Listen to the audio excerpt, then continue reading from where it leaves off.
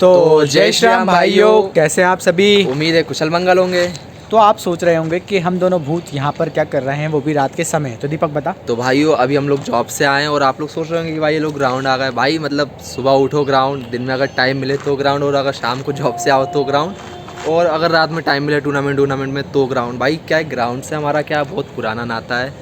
मतलब कि ग्राउंड ऐसा छूटता नहीं है। मतलब आप समझते ही होंगे भाई, हम लोग क्रिकेट खेलते हैं भाई, हर क्रिकेटर का नाता रहता है अपने अपने ग्राउंड से। तो इसी बारे में आज हम दोनों एक दूसरे से सवाल पूछेंगे कि, और फिर आपसे पूछेंगे कि भाई आपने मतलब अगर आप क्रिकेट खेलते हैं तो आपको कोई अगर याद हो रही है तो आपको कमेंट करके बताना है। बोलने दे सर, बोल लूँ मैं। बोलो। हाँ, तो इसी बारे में हम पूछेंगे। पहले अरमान से पूछूंगा, फिर अरमान मुझसे पूछेगा, और फिर हम आपसे पूछेंगे कमेंट में कि मतलब आपकी कौन सी ग्राउंड से ऐसी यादें हैं, और आपने मतलब कब अपना मैच खेला था पहला, और कौन से ग्राउंड में खेला था।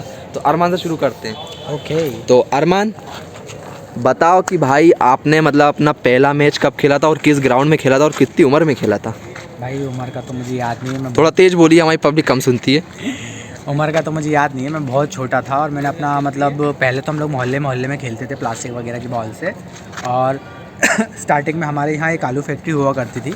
वहाँ आलू चाप बिकती थी? नहीं, आलू चाप नहीं बिकती थी, वो उसका नाम आलू फैक्ट्री था। अच्छा, आलू लेके आते थे तुम वहाँ से? नहीं, आलू भी लेकर आते थे वहाँ पे, मतलब उसका नाम आलू खाए। अरे नाम आलू फैक्ट्री था, लेकिन उसमें बर्फ बनती थी। जब भी तुम इतने चालू हो। हाँ ठीक।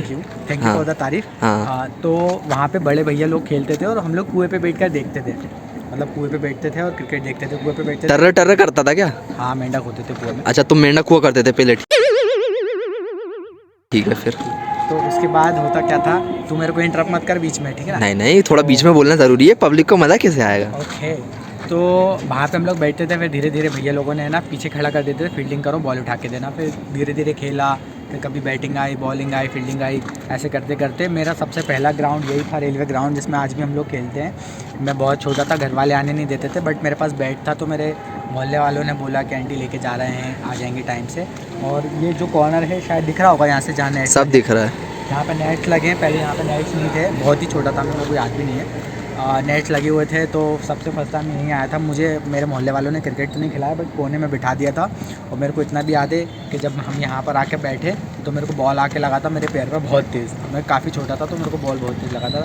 तो वो डे 1 था जब मैं अपने घर से, वैसे तो घर यहाँ से 2-3-4 किलोमीटर ही होगा। तो ये मेरी पहली मेमोरी थी जब मैं ग्राउंड आया और मैंने पहली बार ग्राउंड आके मैच खेला।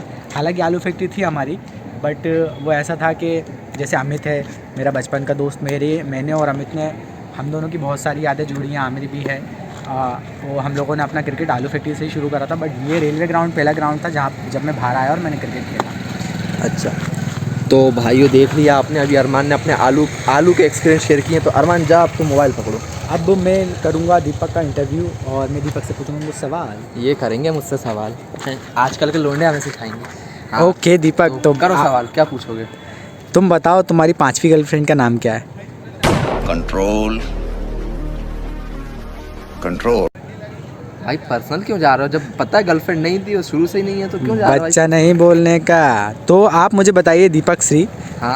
आपने दीपक श्रीमान। श्रीमान। हाँ ठीक है। तो आपने अपना पहला मैच कब खेला, आपके क्रिकेट की कुछ बचपन की यादें, कुछ भी जो भी आपको लगता है, जैसे कि मैंने बताया तो आप मुझे बता सकते हैं। तो भाई मैं सबसे पहले बताना चाहूँगा व्हाटएवर। हाँ, सबसे पहले मैं बताना चाहूँगा इंग्लिश। अरे तू शांत रहे, मुझे बोलने दे। सब कर लो अभी। तो भाई मैं अपनी यादें बताना चाहूँगा। वो प्लास्टिक का बेड और आपको वो छोटी वो प्लास्टिक की बॉल तो याद ही होगी। भाई मैंने वहाँ से क्रिकेट चालू किया था। फिर मैंने बीच में क्या है, मैं क्रिकेट से थोड़ा फुटबॉल में आ गया था। और फुटबॉल का मुझे याद है, मैं गोलची हुआ करता था, मैं गोलची बनता था हमेशा, माही भाई की तरह।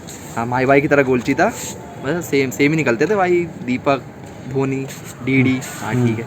तो भाई मैं गोलची हुआ करता था। तो भाई हुआ क्या, एक दिन फुटबॉल ना, मैं गोलची था तो फुटबॉल आके मेरी नाक पे पड़ी, और मैंने पता नहीं शर्ट पहनी थी और चड्ढा पहना था। जब भी तेरी शक्ल इतनी बुरी है। चुप तो रहे। हाँ, तो भाई बॉल आके मेरी नाक में पड़ी और भाई यहाँ से गंगा बह रही है पूरी। मैं घर गया ही हूँ, किसी को कुछ नहीं पता। मैं घर में मुँह धो रहा हूँ, नानी देख रही क्या हुआ, खून निकल रहा। नानी कुछ नहीं है, वैसे निकला, खून निकल रहा। नानी गई वहाँ ग्राउंड में, सबको सुना दी किसी ने मेरे लड़के को मारा, बताऊँगी अभी ऐसा वैसा।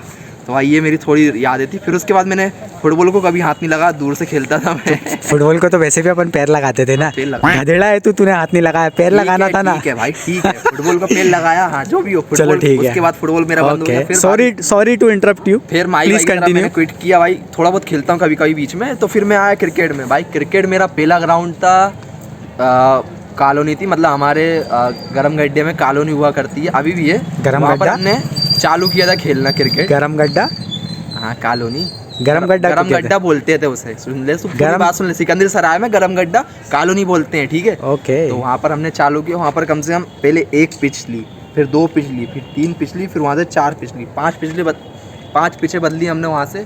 तो मतलब यही है भाई, कॉलोनी में हमने मैच खेलना चालू किया था। शायद 10 के अंदर था मैं, 10 साल के अंदर था, तब चालू किया था हम लोगों ने फुटबॉल के बाद क्रिकेट खेलना।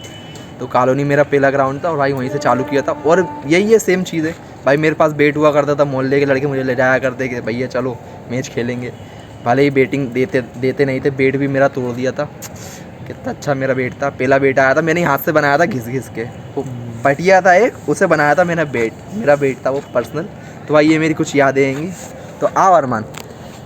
तो अब हम यही कहना चाहेंगे कि अगर आप क्रिकेट खेलते हैं, जो कि बहुत सारे लोग खेलते होंगे, सबसे पहले मुझे आप लोगों को एक मैसेज देना है कि आपकी ज़िंदगी में एक स्पोर्ट्स होना चाहिए, कोई भी एक स्पोर्ट जिससे आपकी फ़िज़िकल हेल्थ अच्छी रहे।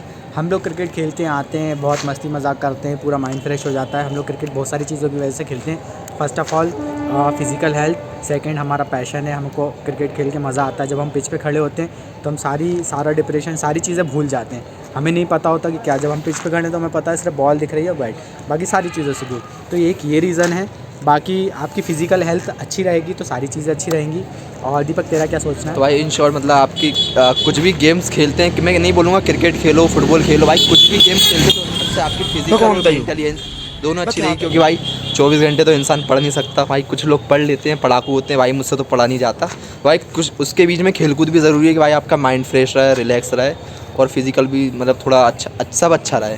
इसके बीच में मैं एक और कहना चाहूँगा, अगर कभी आपको लगता है कि आपकी ज़िंदगी बहुत ख़राब है, 2 किलोमीटर दौड़ कर देखना, आपको पता चल जाएगा कि आपकी ज़िंदगी से ज़्यादा आपकी फ़िज़िकल हेल्थ ख़राब है। चलो भाई ये तो हो गया फिजिकल। तो ऐसी बातों वाले व्लॉग्स हम लाते रहेंगे, आप देखते रहिए, कमेंट करिए। और अगर आपकी कोई मेमोरी की, मतलब क्रिकेट की मेमोरी या किसी भी स्पोर्ट की मेमोरी हो तो आपको कमेंट करके बता दीजिएगा भाई। तो भाई इसी के साथ ब्लॉग की समाप्ति कर रहे हैं। अपना ध्यान रखिएगा, अपने परिवार का ध्यान रखिएगा, स्वच्छता बनाए रखिएगा। तो मिलते हैं अगले ब्लॉग में। तब तक के लिए जय श्री राम, राधे राधे।